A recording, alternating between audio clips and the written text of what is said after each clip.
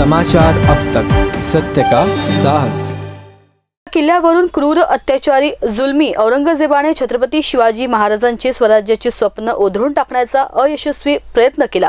त्याच आग्रा येथील किल्ल्याच्या दिवाने खासमधून महाराजांच्या आणि मावळ्यांच्या पराक्रमाचे प्रतीक असलेला दांडपट्टा राज्यशास्त्र म्हणून घोषित करण्यात आलाय।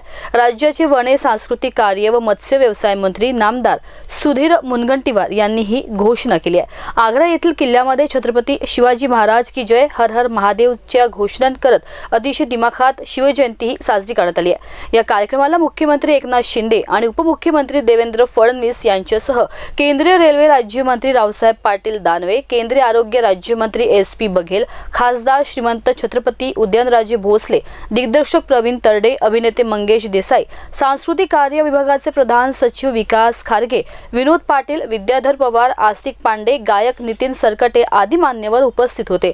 यावेळी दांडपट्टा पूजनही करण्यात आले। महाराजांचे विचार घेऊन सर्व विचार, पक्ष, जाती धर्माच्या लोकांनी रयतेचे राज्य निर्माण करण्याचा संकल्प करायला हवा। छत्रपती शिवाजी महाराजांच्या नावातच हजारो कोटी सूर्यांची ऊर्जा आहे।